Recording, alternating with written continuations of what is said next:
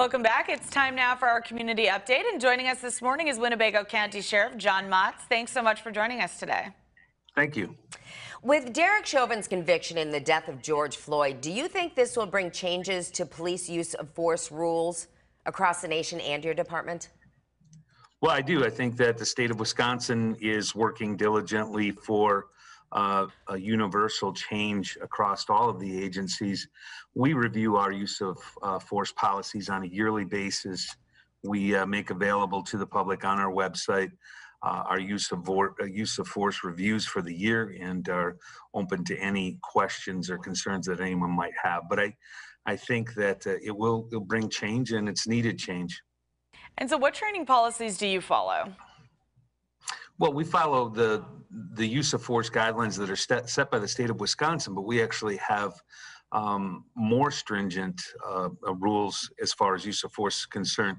With what happened in the George Floyd case and the use of the lateral vascular neck restraint, it is something that in the now starting my 32nd year we have never used, and have always been trained to stay away from the neck area.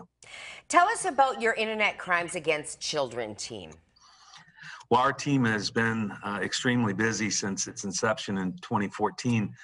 We've conducted over 100 criminal investigations, made over 55 arrests. We've saved 53 children, just had another one yesterday in Virginia. Those kids that are being sexually abused and or human trafficked. We've had over 3,000 suspects globally, and we have had arrests of doctors, police officers, firefighters, nannies, daycare workers. One of our individuals received a 170-year sentence, so very, very serious crimes, and those investigations have spanned over 9 different countries. And one of those success stories was Tommy Lee Jenkins' case. Can you tell us a bit about that and how he was caught? Sure. In 2019, Jenkins was known to us as a sex offender and was convicted of a sex offense involving a child, and was also a suspect in other offenses. He engaged in a conversation with one of our undercover officers who was posing as a 14-year-old girl. At that time, he was in the Indiana area. And he was clearly convinced that he was corresponding with a 14-year-old, was okay with it, made plans to return to the Neenah area to engage in sexual activity with the 14-year-old, was very explicit about that sexual activity. And he made that 371-mile trek by walking, hitchhiking, keeping us notified of where he was along the way, sending us photographs. When he returned to the Neenah area, was arrested for using a computer to persuade, induce, or entice a minor to engage in unlawful sexual activity. He received a 10-year sentence and will be monitored for life as a sex offender. Now, quickly, why is a team like this needed? These children are our most precious commodity, and the ones that we must and have to protect. We will always work hard to protect them, to get them out of that environment, and it is our utmost priority. We started with 1 investigator. We're now at 3, and I could add more, and we just are putting a lot of effort in that area, and we won't stop.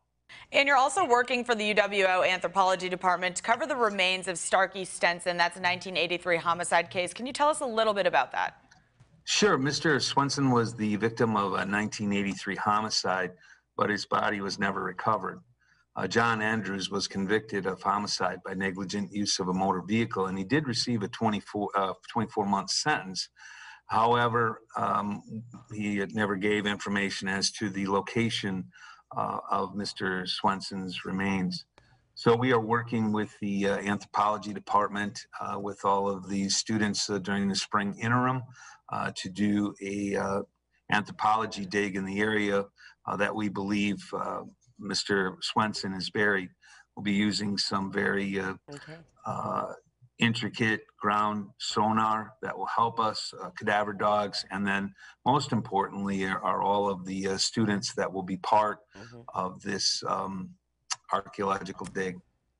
All right. Thank you so much for joining us today, Sheriff Motz. We appreciate your time. You're very welcome. All right, and speaking of Winnebago County, here's a look at our Skyview Cam, powered by Pello Windows and Doors of Wisconsin. Look at Oshkosh at this hour, 28 degrees. We'll have your full forecast coming up after the break.